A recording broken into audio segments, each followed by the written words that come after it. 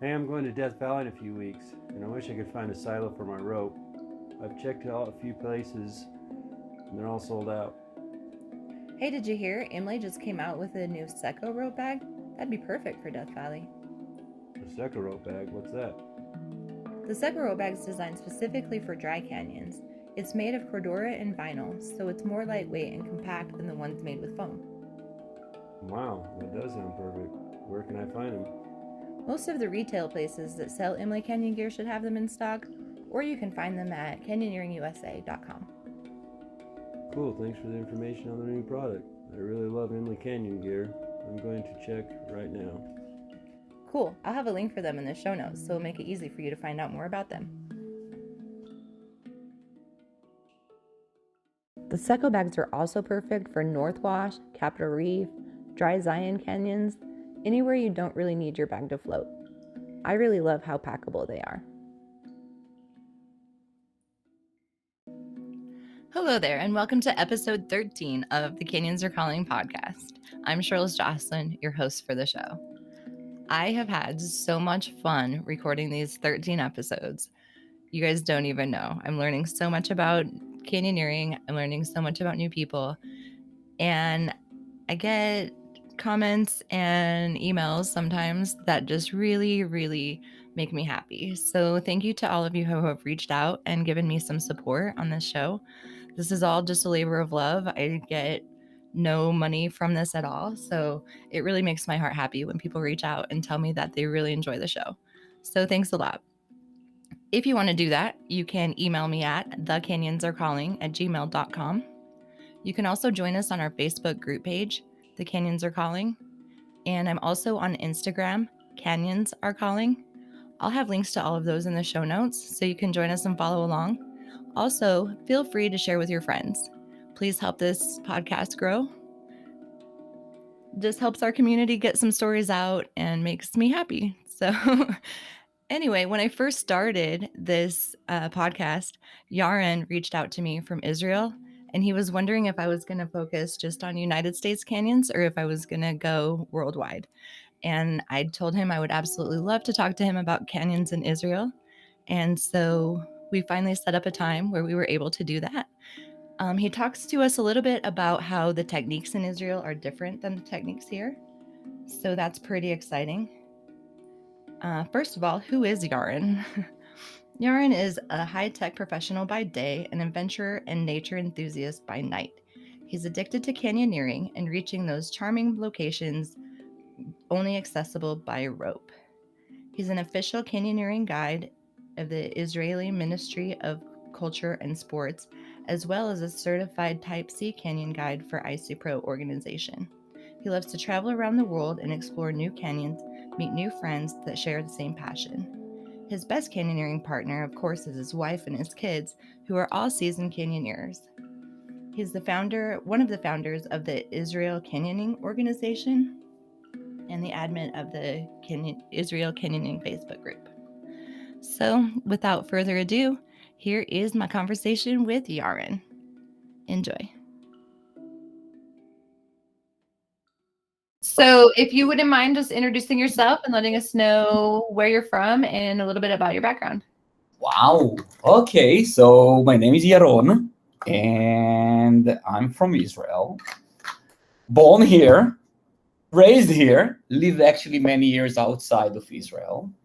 On a normal day, I actually work for Google. So yeah, I'm the guy to be blamed for the fact that you cannot steal Netflix content. Let's say this is what we do. This is my part, at least, in the Google giant. So this is my day by day, and my hobbies for years was of the different extreme sports. I've been practiced plenty of them, from skydiving, diving, bicycle, biking, everything that you can imagine. And dragging to that, obviously, the family. I'm actually married with 3 kids. Quite older kids now, so life become easier. And let's see, what else can I tell you? So when did canyoning become a part of your life?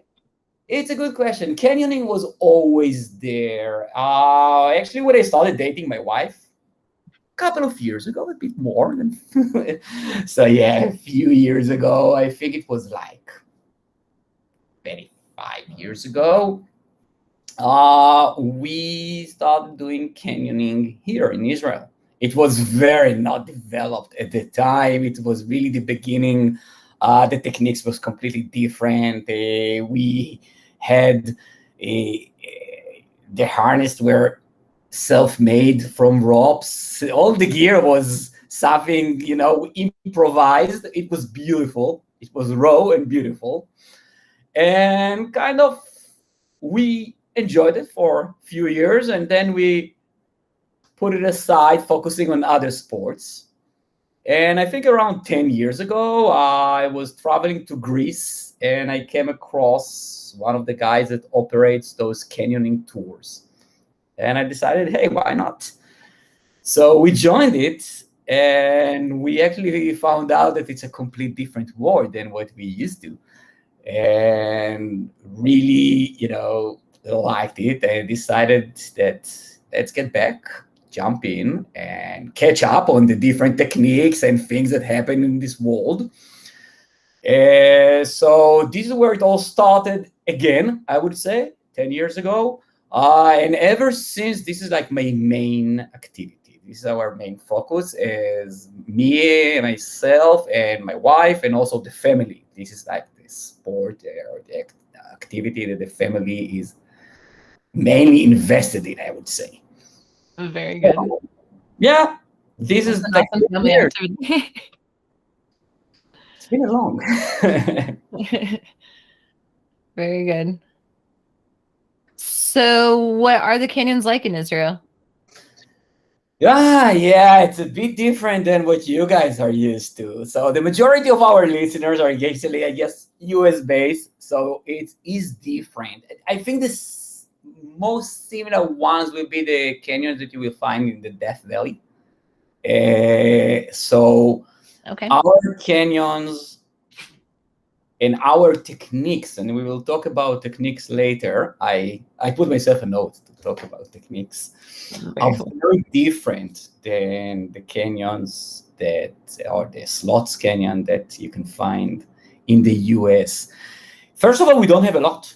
So we do have a lot. Okay, I will rephrase. We have a lot of canyons, but we have a very small country with a lot of people.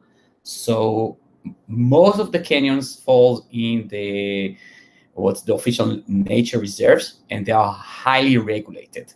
So you can actually access a total of 15 canyons in the country. This is what you got.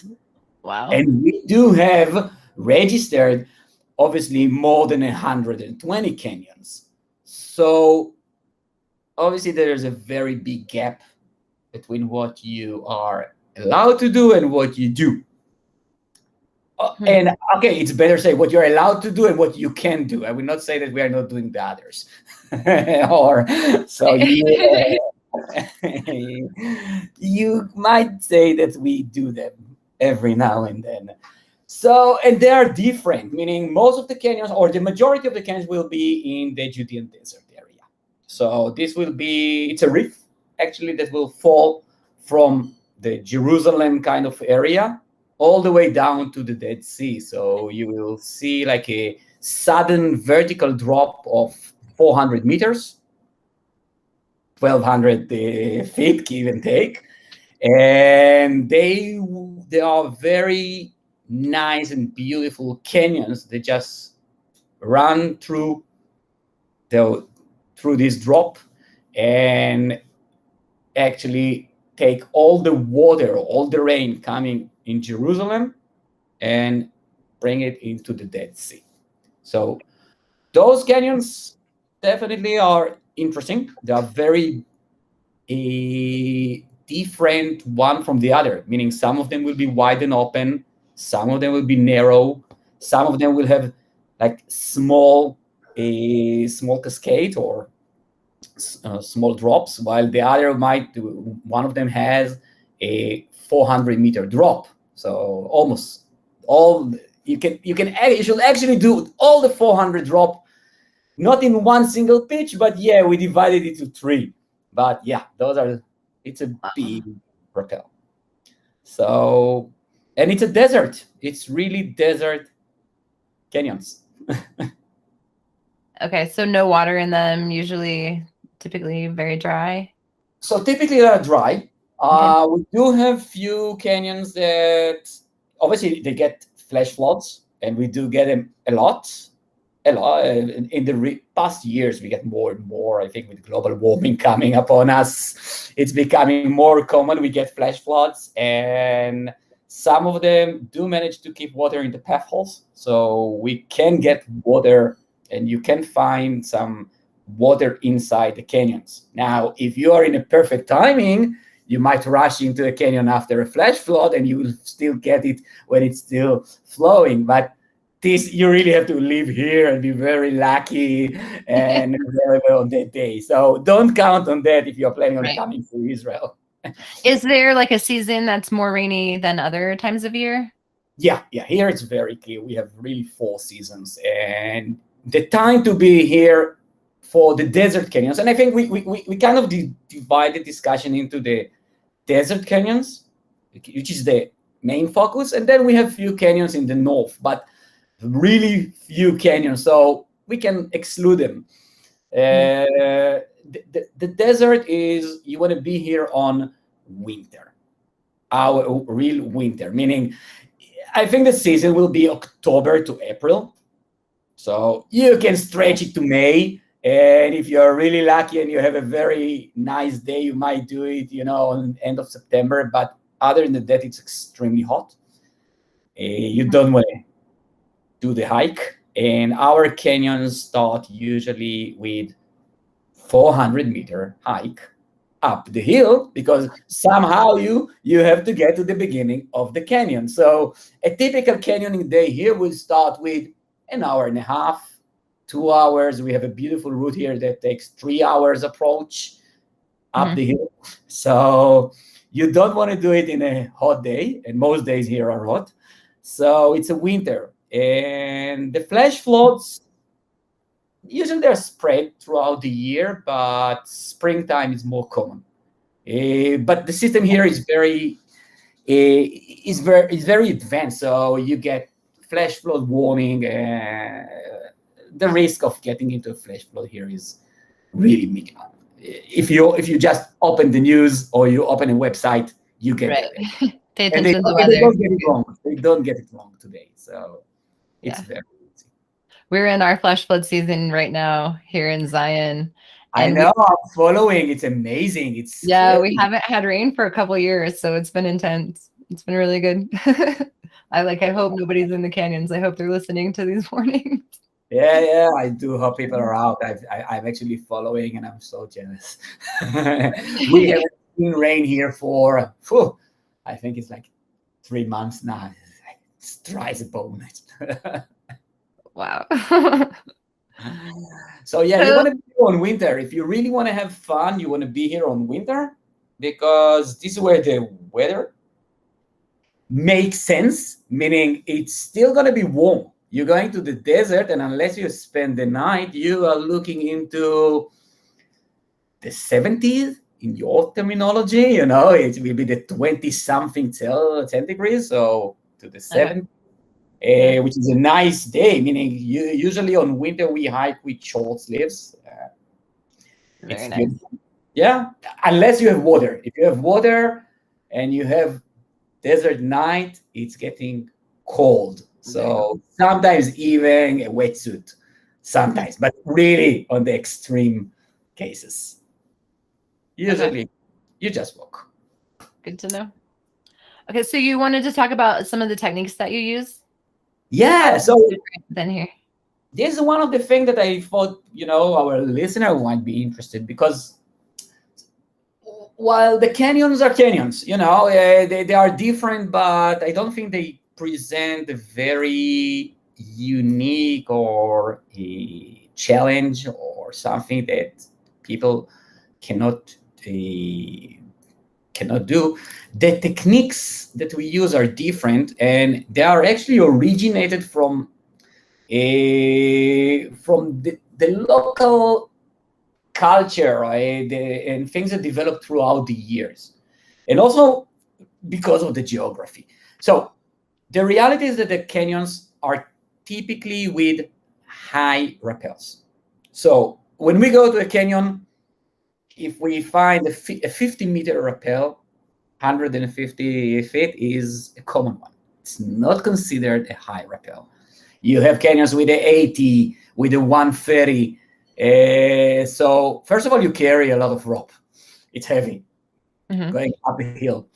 But because those are high rappels, take it into consideration. We typically will be using a double line. So we will do a double rope rappels here, and we will use a prusik in order self-belay to protect ourselves. There is also another reason why we will be doing that. Most of the anchors here, or the bolts, and the popular routes, the official routes, let's put it this way, are all equipped. Okay, they're all equipped with typically chemical. Sometimes you'll find mechanical bolts, but they're all equipped. So most of them are equipped way, way, way back from the edge. And once you are so far from the edge, you have a lot of friction in the rappel. So a single rope is a very high risk using here. So you want to do the double rope because of the height and because of the friction. So we carry a lot of ropes. So a big difference is self-belay with a prusik, very common here.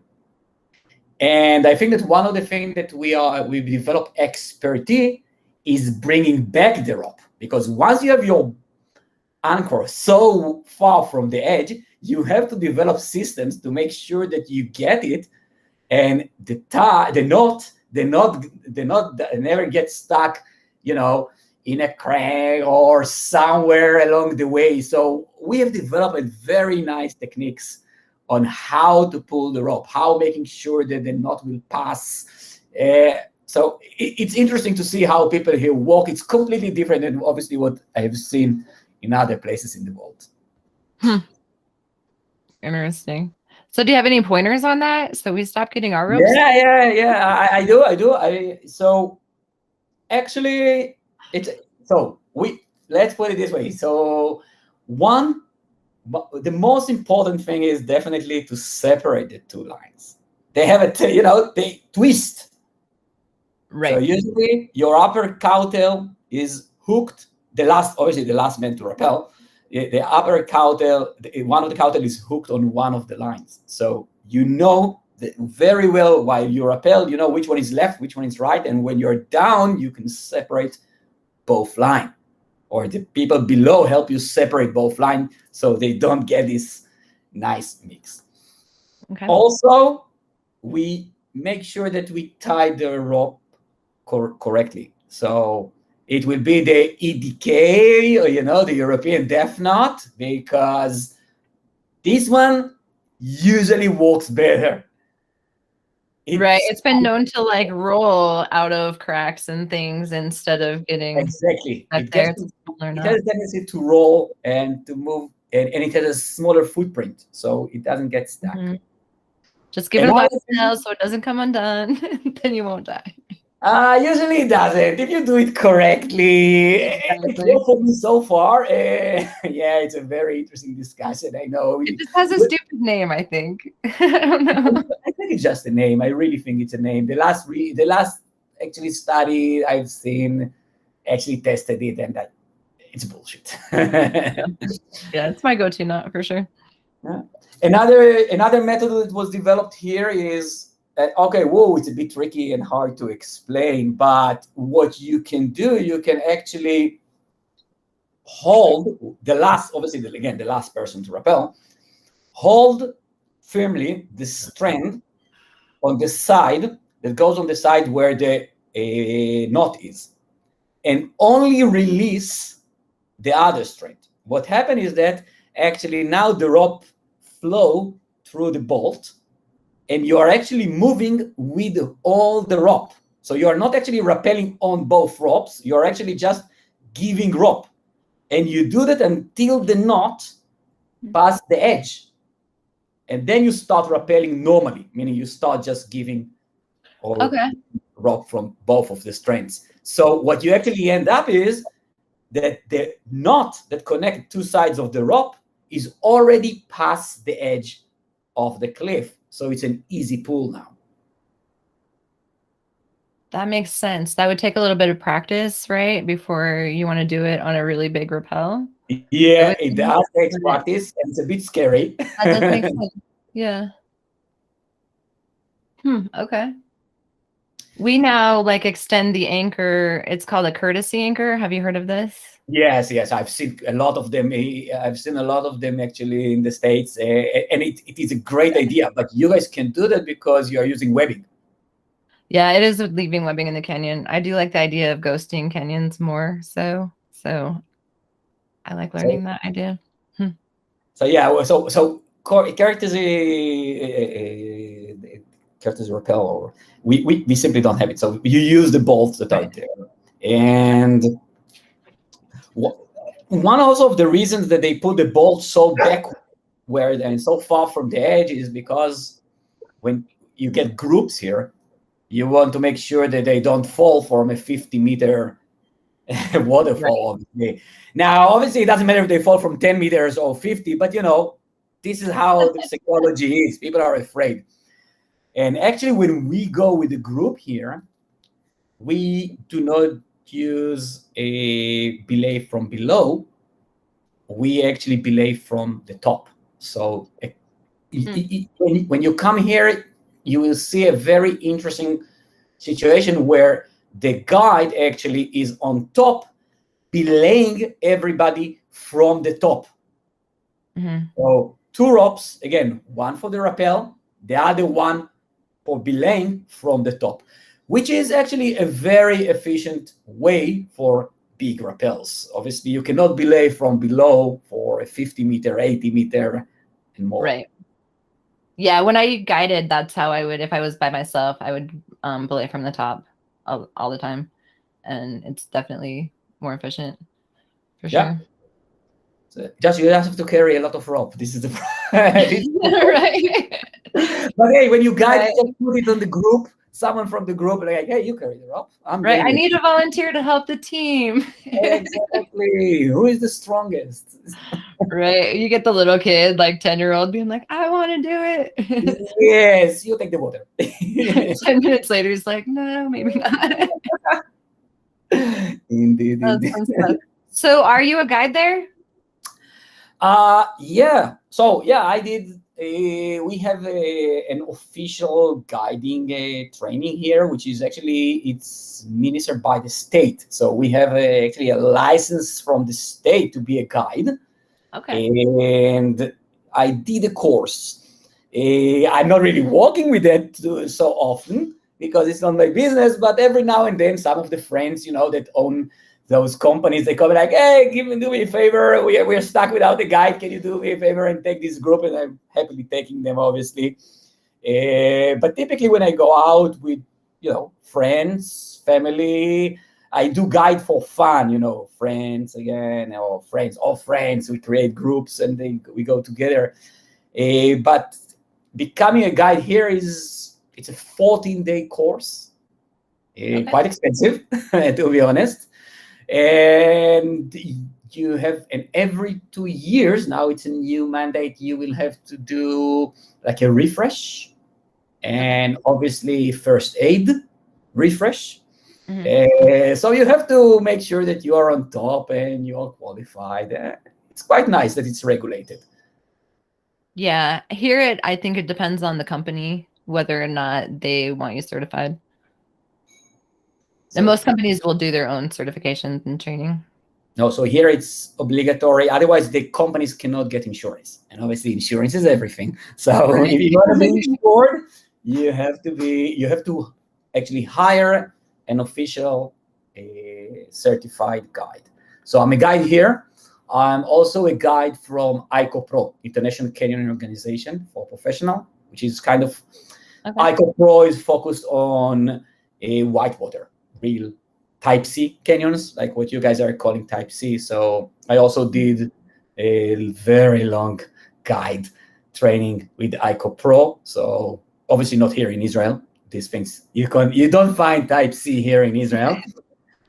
We do have them, by the way. They are one of the very restricted, not accessible canyons. Oh, man. They are beautiful, but you can get there. So I also did my guiding certificate with ICOPRO, and I do also taking people sometimes for real canyoning, what we call. Right. How close would be the closest water canyons be to you? It typically will be Greece, or you can go. We used to go to Jordan. Jordan on one hand has the beautiful sandstone canyons. The slots like in Wadi Ram, and also other canyon Type C canyons. Now because of COVID, this thing is really out. You cannot cross. So the closest one is Greece. An hour and a half flight and 2 hours and you're there. So, and they have very nice canyons. But we do travel quite often in different countries in the area. Usually in Europe, it will be France, it will be Italy, it will be Spain. Not too long. Nice. So this is what we do. But here, and when we feel very naughty, we sneak into one of those restricted canyons here when it's a good season, and we take advantage of the fact that most people don't even believe that you can do that, and yes, we do that. But if you get caught here, it's a very big fine, and then confiscate your equipment, and it's criminal offense. So you don't want to do that. It has to be worth the risk in order to do it. Yeah.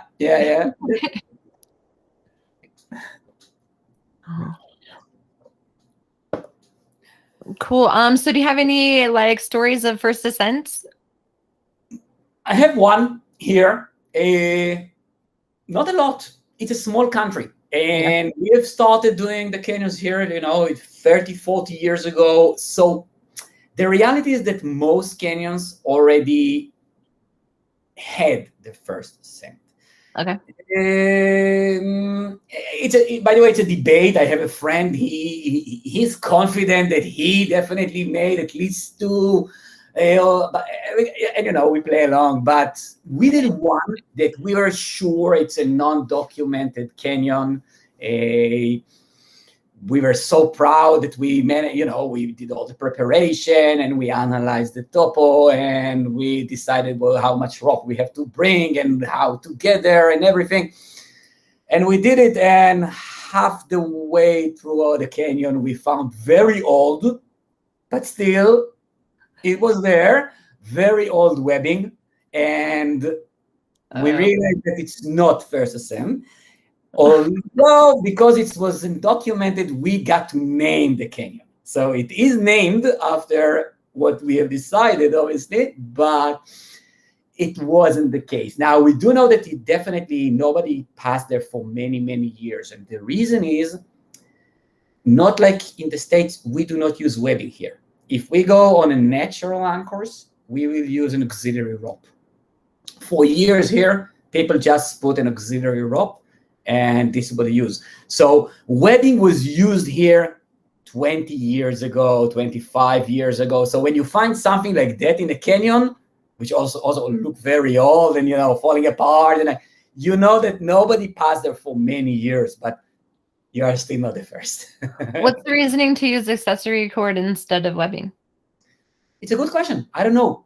It's like, from some reason, there is lack of trust in webbing here. And maybe because the heat would destroy it faster or something. The sun, I don't know. That's interesting. Might be the sun, but again, I don't know. It's like, this is what we use. I think it has to do with the water knot. people kind of tend not to like the water not here, and they feel that it's like insecure, while obviously when we use the auxiliary cord, we use a double fisherman, which is like impossible to untie, so you feel better. Okay. But this became like the standard. So when you go on a canyon, one of those, the non-official canyon, so you will find natural anchors in most of them, and they will be not webbing. They will be from auxiliary cord. And very few will be ghosting. Ghosting is really not common here. It's Okay. We tried a few years to make ghosting more common here. We introduced here the fiddle stick and different techniques, but people are really afraid of ghosting. And I think a 50-meter rappel on an 80-meter rappel on a fiddle stick. Yeah, I agree with that. That would be a little much for me. Yeah, Tom would probably be for it, not me. I don't know. But again, we both know that that it doesn't matter if you fall from 10 or 80, it's the same. Maybe falling from 80 is better, but also psychology. Right. Also, myself, when I'm going to those big rappels, it will not be with the fiddle stick. It will be with auxiliary cord. Especially if you're double roping already, then you already have the 2 ropes going to the ground. So the fiddle would kind of be unnecessary. Exactly. We already carried off. Now, again, some people are using the concept really of ghosting, but it's became more of a show off, and I know how to do it, and it's a good. We mainly now position it as a technique for rescue, not so much rescue, but for extreme cases. You got stuck, you are with only one rope now, and with some auxiliary cord. This is what you should do. Those are the tools that you have, and kind of don't count on going on a canyon with just the height of the highest rappel, the fiddle stick, and auxiliary cord. It is not the right thing to do here. No, I'll still bring double rope and then the fiddle stick and that, pull cord. Same here. I carry a fiddle stick with me. I like it. I carry one with me almost always. But I'm still bringing double the rappel length and then the pull cord. Definitely. I don't count on the one rope. No, I don't know. Paranoid. I just want to be safe. I never want to be that person, I guess. I understand you. And when you're on 80 meters, it's like, no, it doesn't look good. And so we have a rappel here, which is 105 meters, which will be 340 feet, kind of freehand. This is oh my God. Yes.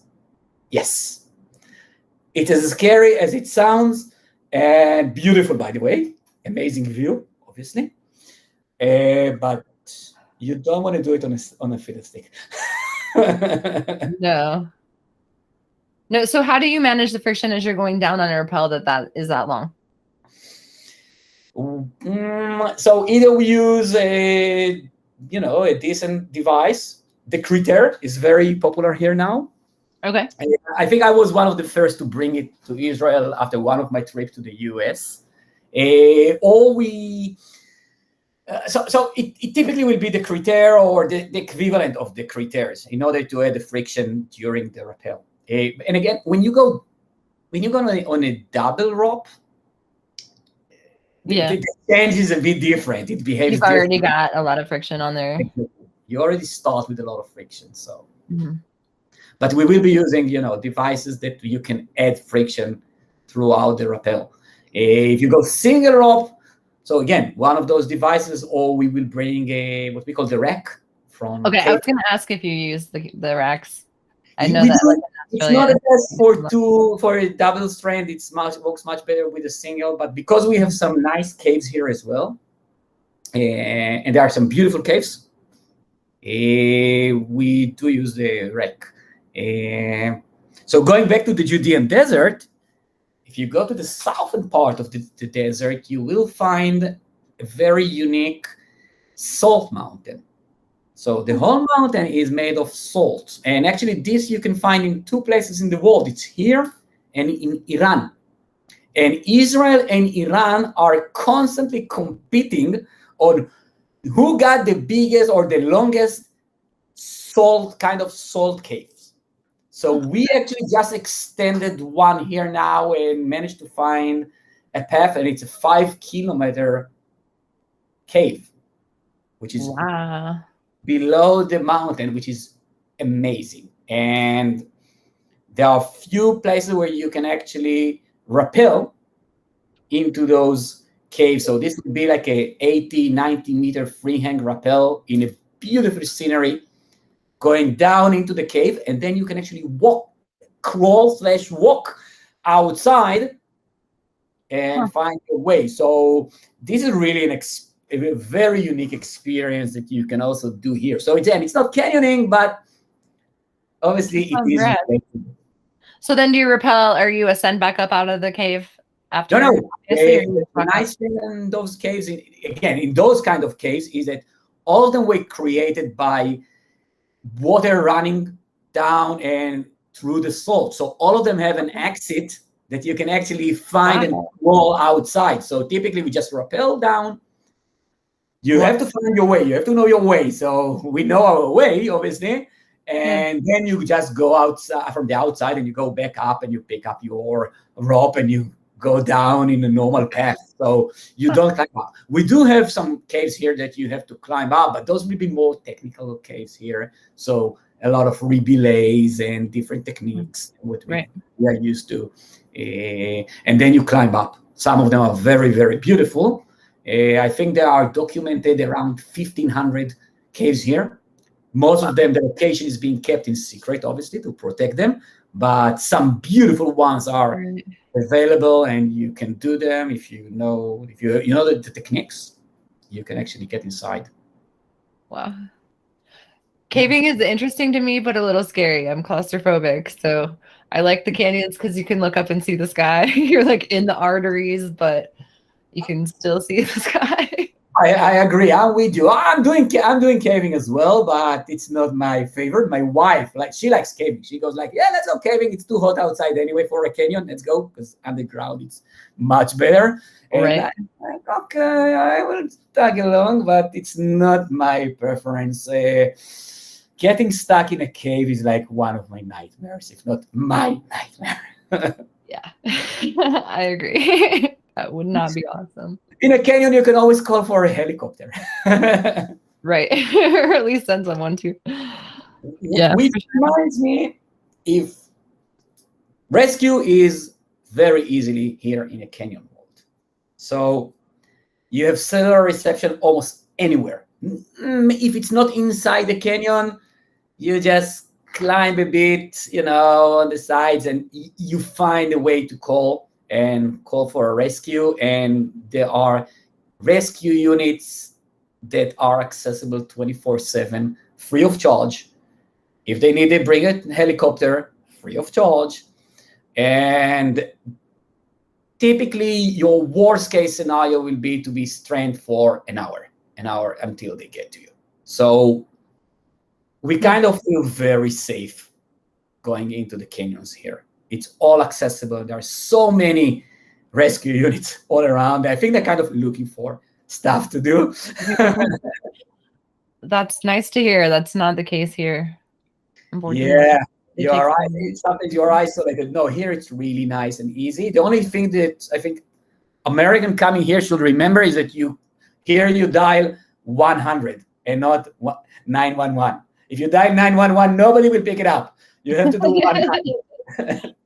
Oh, that's good to know whenever we're traveling, because I wouldn't have thought to check what emergency from 100. In Europe, it's 102. So you really have to know. Yeah, for every country, it would be different. Okay, so that brings me to a nice transition from one of our Facebook friends. She wants to know when we going to Israel. And so I want to know, right now it's probably still closed because of COVID. But once everything gets turned around and people are vaccinated and can travel, You're optimistic. I what like would it be right? Typically, what would it be like for people to travel over there? So quite easy, actually. In a normal world, you have direct flights coming from many cities actually in the States. I think the closest to you guys is Las Vegas. Yeah. Just fly in. Will be 12-hour flight. Not too bad. I've done it a few times. And then it's an easy country to manage it, to handle around. Most people will be speaking English in a reasonable level, and all signs are in English. All the canyons, if we're looking into the canyoning area, they're all accessible with a normal car. You don't need a 4x4 car for any of them. So cool. Just rent a sedan, a normal sedan, and you're good to go. And you can actually stay over also in some places not too far, meaning most likely people coming canyoning here will be staying at Jerusalem. They get Jerusalem, they get nightlife, and the canyoning area will be 40 minutes drive from there, to an hour. So it's nothing. And I think the important thing is to remember that if you are planning on public transportation is to forget about it. Because there is no real decent public transportation over there. And here, public transportation doesn't work on Saturday. Okay. So once we got out of the canyon here, and we see a desperate, poor, old couple actually standing on the road. It's not actually sitting in a bus station on the road, and we realize that something looks wrong, and we stop next and go like, guys, what are you doing there? So we are waiting for the bus. It was like 11 a.m. in the morning on Saturday, and I was there like, guys, you realize that bus won't be here until tomorrow. Oh no. 10 a.m. in the morning. So have you checked the schedule? No, we know that you'll be at the bus once a day, and but it's Saturday. So and they were tourists, obviously. So people don't realize it. We obviously took them to where they needed, which is actually important to say. People will stop for you if you will hitchhike here on the canyoning area. If you will raise your hand and you smile, they will stop for you. If you're a girl, it will be easier. Nice. But we do that a lot, actually. We leave one car, one point, and then we just hitchhiking back, the few kilometers that we just too lazy to walk. Yeah. I've done that in Zion a couple of times. It's pretty easy in Zion. I don't know if that I would hitchhike anywhere else, but usually, and I pick up hitchhikers there too, like in a national park. I wouldn't pick them up like in a regular highway, but if they have a big backpack and I know that they're like, it's like they're just getting to a trailhead or just having to resupply. 2 weeks ago, we did a beautiful canyon in France. It's called Riolan, and you need 2 cars actually for this canyon because it's like 25 minutes drive from the exit to the entrance, and we only had one. So we got to the exit, and there was nobody because it's COVID season. And then we see a nice young German couple with their car. So we just kind of opened their door and got in and like, please take us, please take us all the way to the car. And they were so nice and polite. They took us 25 minutes drive from there. Very nice. Here you can hitchhike. So you can easily sleep in Jerusalem and enjoy nightlife. You can actually go to Tel Aviv as well and really have fun with nightlife and with everything, because Tel Aviv to the canyoning area, it's an 1.5-hour drive. This is what you That's not bad. So again, quite easy. And the season should be the winter season. Okay. This is the best time again. So the only problem, I think, it's an expensive country, especially in terms of hotels. Everything here is very, very expensive, and accommodation here is extremely expensive. So be prepared. Okay. Do they have things like Airbnbs, like is really common over here now? Yeah, Or is it mostly just hotels? extremely common, extremely Okay. expensive. Gotcha. A typical Airbnb night in Tel Aviv, you will be looking into the $250. Okay. Yeah, and more, meaning this is like basic.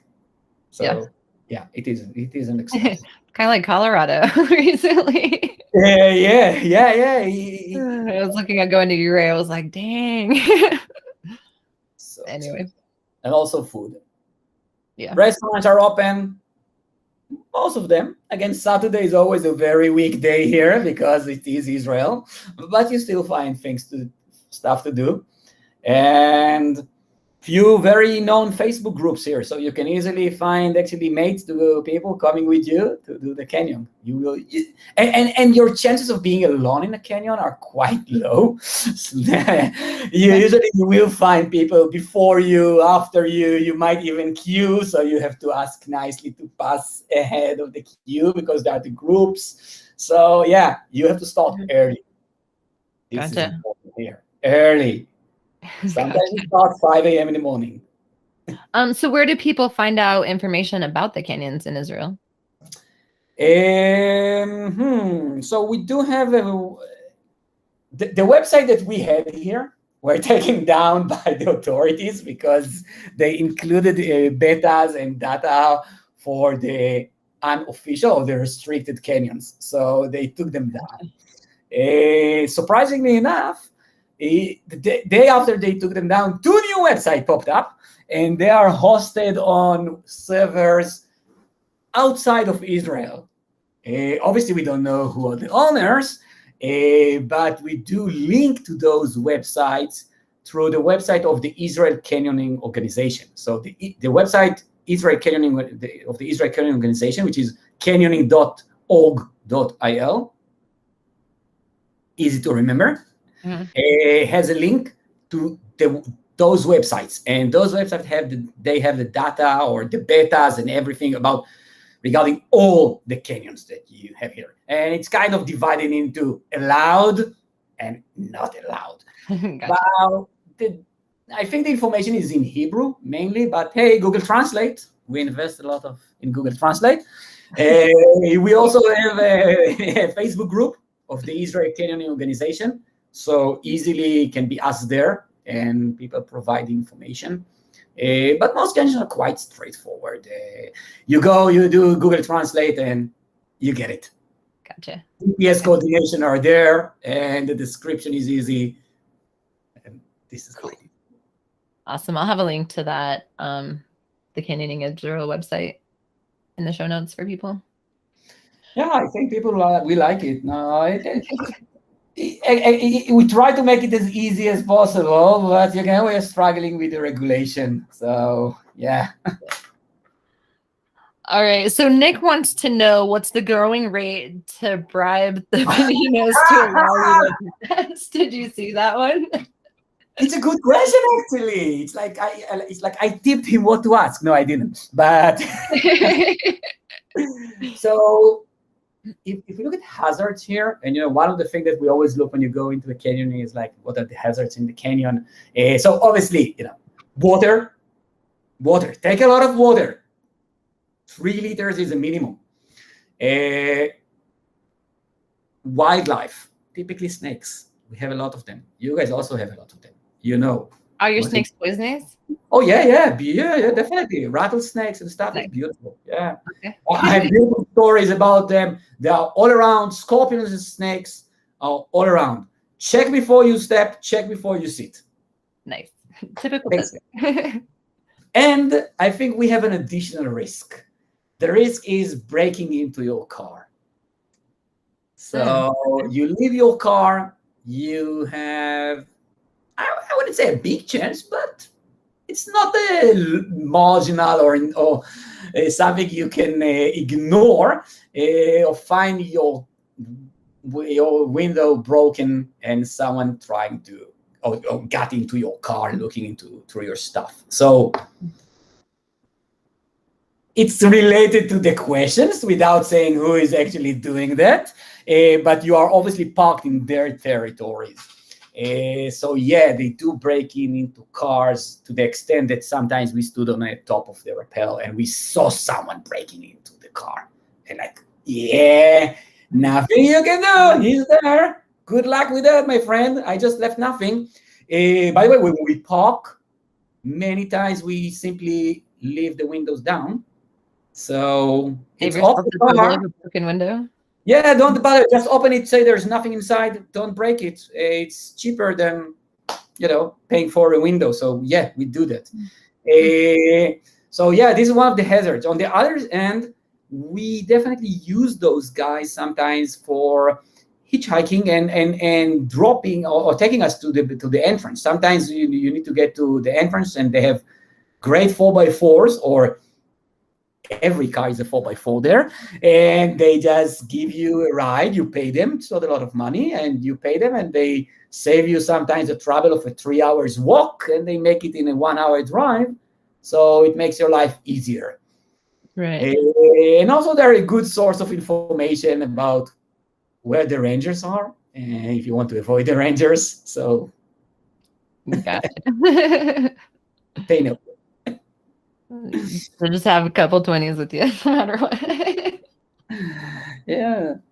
So yeah, you also know what to be aware of. Yeah, if you take a car, never ever do a canyon on your last day with your luggage stored in the car or some valuable, because they won't last. There's no way. It's like the fact nobody broke into your car means that they checked and it's not interesting. Okay, there is no way that they are not stopping to check, because where you park the car, those are inaccessible places. They are always there. So good to know. Very good to know. Yeah, it wasn't a nice experience seeing them getting into the car, but nothing we can do. You're like too far away. Like, yeah, you stand up and shout like, hey, like they look at it. They're just like running away with all your stuff. They don't have to run. They know that by the time you're there, they're already, they disappeared long before. That's unfortunate. Now, if you want to do the wet canyons here, you should aim towards the springtime. This will take you into after the floods, and you can enjoy some nice, canyons with water in the desert, this is definitely a nice experience. Again, you guys have it. Usually the European coming here, they freak out. Water in the desert. For you guys, it's more common, but for them, it's like they never believe they find water in the desert. But yeah, we do have them. The upside is that we don't have keepers. We are still in a lookup for a keeper, for a decent keeper. We found, I think, 3 big keepers here, and we managed to climb all of them. So they are not really keepers. We're still looking for a decent keeper here. I don't think we have it.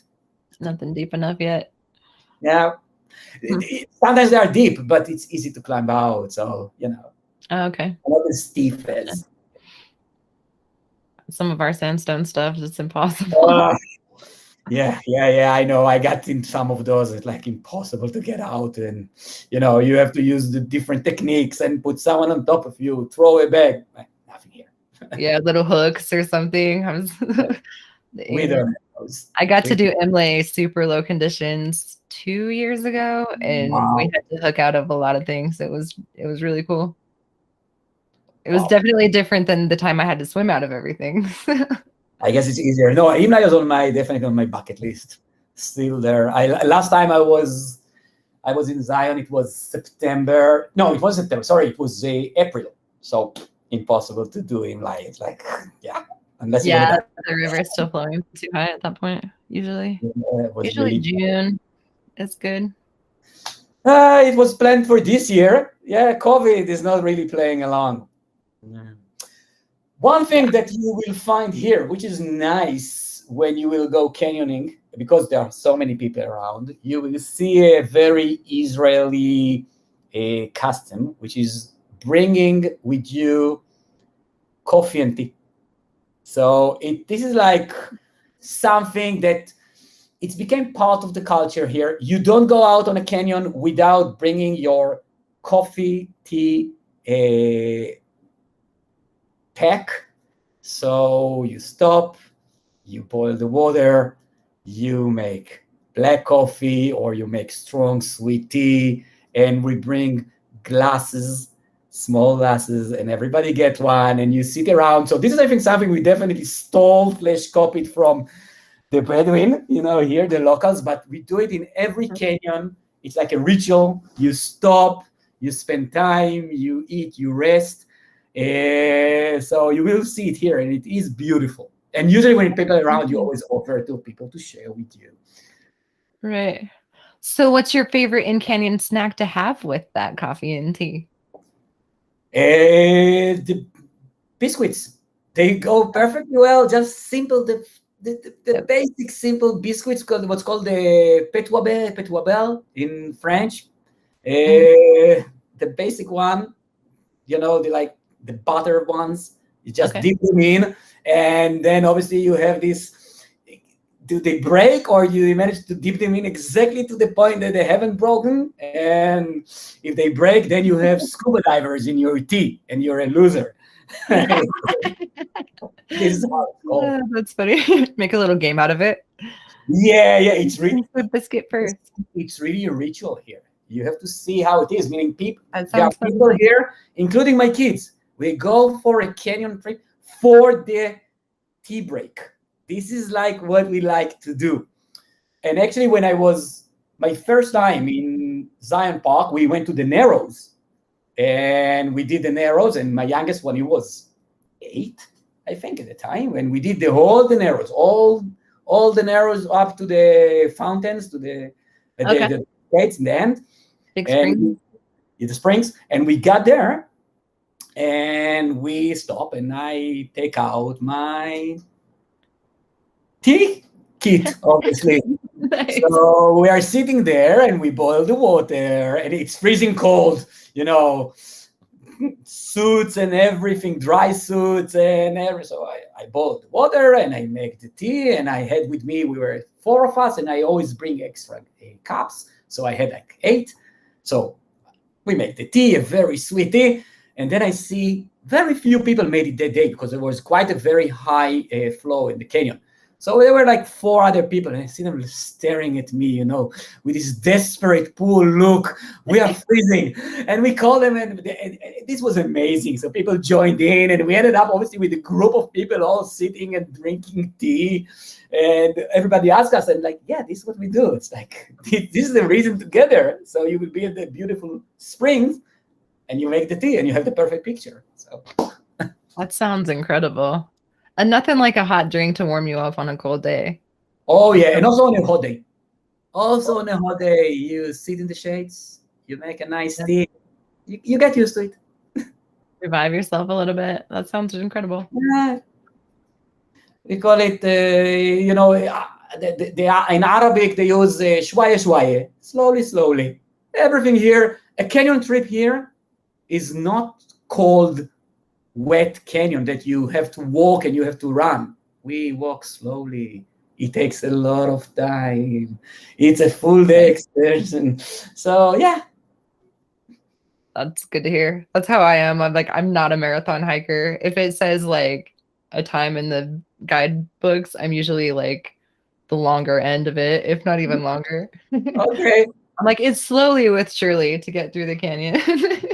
I'm with you. Here, definitely, when we go, when we travel abroad, and those are called wet canyons, different techniques, different way of walking, different mentality. Here. Right. Shwaye. Suck in the nature. Enjoy it while you're out there. I like that. So a tea break is obviously mandatory. Yeah, that sounds awesome. Well, awesome. Do you have any safety advice you'd like to leave our listeners with today? Sorry? Do you have any safety advice you'd like to leave our listeners with? Safety advice. Here, not a lot. We don't have a lot of safety issues here. So just beware of snakes and scorpions. I think this is, but the most important is definitely water. If safety advice here is, guys, water. Don't underestimate water. Like here, long routes, you spend a lot of time waiting sometimes. It's a desert. It's dry. We sometimes even go out with 4 liters, 5 liters, and we drink them. So yeah, I think this is the most important. Take water with you. The rest, you will make it. And even if your rope gets stuck because you didn't manage correctly with the crazy system we have here for putting the bolts, worst case, you call the rescue. But this is not a life-threatening situation. It's embarrassing maybe, but nothing else. Right. Well, cool. Is there anything else you'd like to talk about? No, I think I'm good. I also had my notes. We talked about the caves. We talked about the canyons. We talked about what we do here, in a bit different. I definitely invite people, coming here to contact me personally. I also, I have also friends in the US, people that most of our listeners are familiar with, that also hike with me sometimes in the States. So I obviously invite the friends of my friends to contact me, and I'll be happy to take them, and I'll be happy to show them around, share the information on our website. How can people contact you? Facebook is the easiest. Yaron Rosiner. It's spelled Yaron, and Rosiner is Rosiner. And I answer. And if they don't know how to get me, they can contact through Tom or Hank Moon. Those guys definitely know how to reach me. So it's very easy. Happy to really share more information, explanations. Also, if you need some help with gear, we have everything. So, okay, awesome. I'll definitely have a link to you as well as the Canyoneering Israel website in our show notes so people can find it easy. Yeah, please do. This is my baby, the Israel Canyoneering Organization. I'm one of the founders. So, very nice. It's important. Very cool. Thanks again for reaching out and spending some time with us chatting about canyons abroad. I'm excited. Thank you very much. And looking forward to seeing you here. Maybe we'll spend Christmas 2022 in Israel. Yeah, there's nothing to do here on Christmas, meaning there's no Christmas so much here. So it's a great time to come here. No, oh, very nice. Good to hear. It's Israel. So you can actually enjoy a bit of Christmas in Jaffa or Belen, and then the rest is all open and available, and it's the best season. So yeah, and I'm usually on vacation on Christmas because my company is not working on Christmas. So I'm available. That's awesome. Cool. All right. Well, thanks for chatting, Yaron. I think that the canyons are calling. We got Thank you. There they are. Going there. Bye-bye. See ya.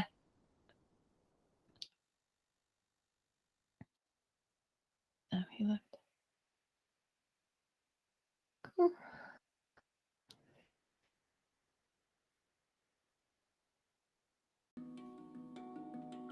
All right. Who wants to spend winter break in Israel?